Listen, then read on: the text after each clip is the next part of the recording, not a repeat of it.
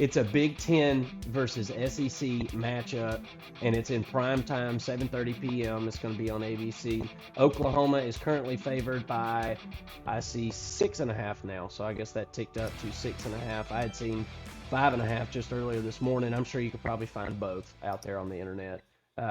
Over under set at 45.5. It's John Mateer time in Norman, Oklahoma. And College Game Day is going to be there for this one. This is going to be an absolutely huge game. Um, People are going to be getting ramped up all day long for this one. The stadium is going to be absolutely electric. The cannons are going to be popping off. It's going to be a good one, man. Really, really excited for this one. I don't know when the last time game day was in Oklahoma. I don't know if it's been over the last couple of years because it's been a couple of rocky years for Oklahoma, specifically on offense, Mason. And I think that this is a completely revamped offense if you compare it to what we've seen last year and especially a couple of years ago. Um, Last year, this team was just snake bitten with injuries along not only the offensive line, but at the wide receiver position. And this team had no explosiveness. They couldn't get out of their own way, frankly, on offense. This seems like one of the quickest 180 turns, this early in the season now. We haven't seen, Oklahoma be tested at this point, obviously, but for all intents and purposes, the offense looks really good so far. The offensive line looks good. Quarterback play has looked good. John Mateer obviously has tore it up. He's been in Heisman conversations already, right? And this will be a big Heisman moment for him if he can perform well. But something I wasn't able to say last year, the wide receivers look good as well. The wide receivers have looked good so far. Deion Burke looks nice and healthy. That dude's an absolute animal. So you've got a go-to receiver, a legitimate 1A receiver on this team. That's something I always look for, especially whenever you've got a quarterback like a Mateer. Do you have that go-to guy? And I can legitimately say yes for Oklahoma, and that's absolutely huge. Um, Speaking of the offense, one area that seems lacking to me so far this season, and just kind of looking at the depth chart, is running back, and that's something that I think is going to be really important in this game. Michigan's known for being pretty stout on defense, right? They've been pretty stout the last couple of years, and while they lost a lot of players from last year's team and the national championship team the year before that, I still think they're pretty solid on defense. I still think they're decently solid. I don't see a lot of teams going and scoring 30 and 40 points on Michigan on a normal basis this season, right? So I think Oklahoma's got to figure out a way to show some balance on offense, and the running back room is a little bit concerning to me. So if they can run the football in this one, I think that really goes a long way in covering the 6.5 point spread for Oklahoma because the defense is going to be sick, man. I mean, R. Mason Thomas, Kit Lewis, Peyton Boeing, they're all back. I mean, those are guys at every level of the defense, and that's not the only guys that are back, but those are just some of the biggest names. But there's other dudes on that defense, legitimate dudes, and we all know this head coach's background, right? I was listening to something earlier this week about this game, and um, Bryce Underwood is a freshman quarterback, really just getting his feet wet over at Michigan. There's only been one freshman quarterback ever to go against um, one of his defenses and score better than 65 a PFF grade ever. And that's a lot of years now. I mean, he was a defensive Yeah. coordinator for a long time. He's really, really good at throwing stuff at these quarterbacks and mixing up coverages, giving them pre-snap looks that are different than post-snap looks. And I'm concerned. I'm always concerned when there's a freshman involved in such a big matchup on the road, right? Um, so transitioning over to Michigan, we're talking about Bryce Underwood. That's an era that's just beginning, right? And I think Bryce Underwood's going to be a good quarterback. He's got zip. he's got everything that you want. He's athletic. He's got the zip, the arm, everything. That's great. Confidence. He looks very confident. He seems to be anticipating throws. So all that stuff is checking out. He's not mature enough to layer the football yet. It doesn't really seem like he seems like a lot of these young guys they want to just throw it as hard as they can. And so I think Bryce Underwood is still trying to figure out stuff like that that is very common with young quarterbacks. So interested to see how he reacts to what is going to be one of the best defenses that he's going to face this year. Right up there, I would consider with Ohio State and some of these defensive juggernauts this season. Um, I, it's all going to depend on if Michigan is able to run the rock, honestly, because I don't see the playmakers at wide receiver right now for Michigan. Um, you got a couple playmakers at tight end. You got a couple, one or two playmakers at wide receiver. I just don't see a ton of go-to guys in the receiving core that is just going to make Bryce Underwood comfortable enough to go out there and perform for 60 minutes on the road, prime time, freshman year. It just seems like there's too many things stacked against the Michigan Wolverines in this one, in my opinion, man. Um, Justice Haynes is going to have a really, really big day for the Wolverines if Michigan is looking to play upset here. What are your thoughts? I like Oklahoma in this one to win. We'll talk more about the spread here in a minute at 6.5. But what are your thoughts? Yeah, I tend to agree with you. I think this Oklahoma defense is absolutely legit, potentially the best in the SEC. Yeah. And particularly, I like the defensive line on the interior. I think getting Dominic Williams back for a second year was a pleasant surprise for OU. This was a guy who came over from TCU, was supposed to be kind of a one and done sort of deal. You get an extra year out of him, and I think that that's huge when you got a guy, a really talented sophomore like David Stone playing behind him, rotating in. I don't even know if you can necessarily say he's playing behind him. Um, but having that in the middle of the defense is huge. You bring in Marvin Jones Jr. At the defensive end position, wondering if he's going to get going. Um, I I know he was a highly touted guy coming out. Went to Georgia, transferred to FSU, didn't do a ton there. Now he ends up at Oklahoma. Let's see what kind of production he can have. But Kip Lewis at linebacker. You do lose a pretty good bit on the back end of the defense from last year, but I think they're going to be solid up front. I know they're going to be solid up front. Just kind of wanting to see if the secondary is going to catch up by the end of the year. Now in week 2, you've got a freshman quarterback coming in, and he's going to be asked to challenge the secondary. Is he going to be able to do that? That's kind of my question with Bryce Underwood and Michigan here. I do like some of the receiving position receivers that they have at the playmaker position. Samaj Morgan is a young guy that I'm still waiting to kind of go off, but very talented junior there. And and then you got the transfer coming in, McCauley. Is he going to get involved in this? The tight ends are always going to be big for Michigan. I think that Michigan under Bryce Underwood has not figured out an identity yet. I don't think that they figure it out in week 2. This is a really tough environment to come and play in.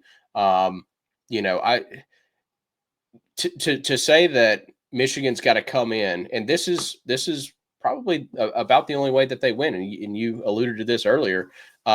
Michigan has to come in and run the football against Oklahoma, right? At Mm-hmm. Oklahoma. I just mentioned that the highlight of their team is the interior of their defensive line. It's going to be really tough to run against this Sooner defense. And that's why I just don't have a ton of confidence here. Bryce Underwood it's trial by fire. Week 2, let's go to Norman, and one of the best environments in college football, and try to come out of here with a dub. It's just going to be really tough. I don't see it happening here. If Bryce Underwood does come out and light it up and throw for 300 yards, hey, maybe he's that guy. But I'm gonna have to see it first before I put my money on Michigan here. Um, Getting over to Oklahoma's offense, I kind of just talked about the Michigan offense versus Oklahoma's defense because I do think that that's kind of the matchup to watch. But like you said, John Mateer is having, or had an excellent week one. He's very highly touted. I think rightfully so. He looks like he's got a lot of zip on the ball. Kind of knows where he wants to go with the football. But outside of Deion Burks, who's going to step up at the playmaker position? Do we get some tight ends involved in this one? Still waiting to see. We didn't see Jaden Ott in week one, so he's going to come in and be able to run the football probably. But again, kind of like Oklahoma, running against Michigan traditionally has been really tough to do. So that's Oklahoma, even though they've got John Mateer at quarterback, I'm pretty confident in saying that they want to run the football first. Knowing you got a defensive head coach, you typically run first, pass second. Is this going to be a little bit more of John Mateer trying to push the football down the field? If so, does that leave an opportunity for Michigan to slip in with an interception, turnover? Those are things that you definitely want to look out for. And then looking at the offensive line for Oklahoma, sure they played better in week one, but I'm not convinced that this offensive line has been fixed. And to me, that's a matchup I'm going to be looking at to see. Okay, I know that they addressed the issue, but the way that they addressed it, did it actually fix the offensive line? Because that was the biggest issue last season by far. And I'm not really sure that they did enough to address that to become a championship contender, which really, to me, the offensive line is kind of that catalyst for OU, just based on what we saw last year. Haven't seen enough this year to say for sure that they're not going to get it together, but that's an area that I'll be highlighting for sure. If you can't tell, I'm taking OU in this game. I think that they're going to win it. I like them at home in this situation. 6.5 is a little bit steep. I thought this would be more like a 3.5, 4 type of spread, but given that it's under 7, I think if you made me choose, I would take Oklahoma at -6.5. Also like the under here. I think freshman quarterback coming in, going up against a really good defense. He's probably going to struggle. And then I think an average to below average day from the Oklahoma offense going up against a tough defense for Michigan is probably likely here. I think this could end up being like a 23, 24-17 type of game, something like that. So give me Oklahoma to cover here. Give me the under. Not rushing to bet this one. We'll have a betting show coming out later on this week, but this is one I definitely am interested to watch. I don't know if I'm ready to bet on either of these teams yet. Yeah. Well, look, Wink Martindale has got to figure out a way to muck this game up if Michigan's going to have a chance to be in this thing, honestly. Because I think there's two avenues that this game can go. Michigan mucks it up with their defense, and this thing's ultra low scoring, and I think that's more likely to be what's going to happen, especially Vegas tends to agree, and I like your underplay because I'm predicting this one.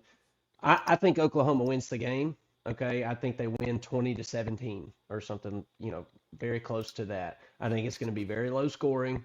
Um, but I want to hear from the Oklahoma fans, where is Jaden Ott? Because you know what? I've heard multiple different things, and I want to hear from you guys. I want y'all to tell me what's going on because I've heard multiple different things, and I'm starting to wonder if maybe he's just third on the depth chart.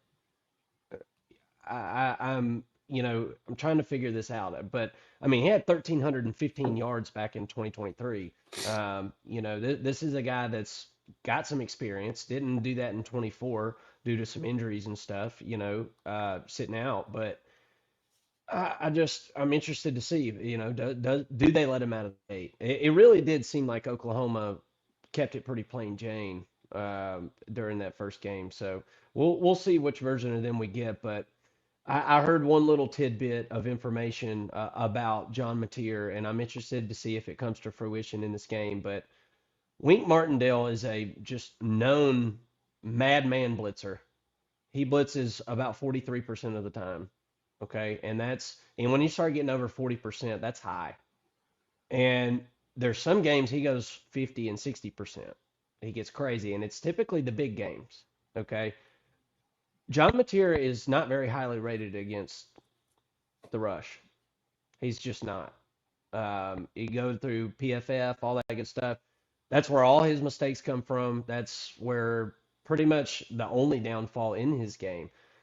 So I'm trying to figure out in my head and play it out in my head how Michigan is going to address John Mateer, because there's a good chance you only rush one or two guys and he slips out of the pocket and he's running around on you because he can run.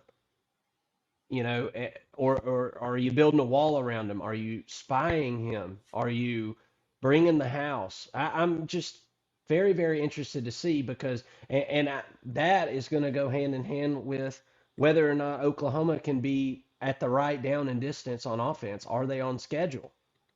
Are you in 3rd and 3, or are you in 3rd and 9? And that's going to require running the football. So, and that's what we just talked about being Oklahoma's possible weakness on offense. So, you know, there's a lot intertwined in this game. There really is. There's a lot of different avenues to look, but I'm feeling a strong cover here from Michigan.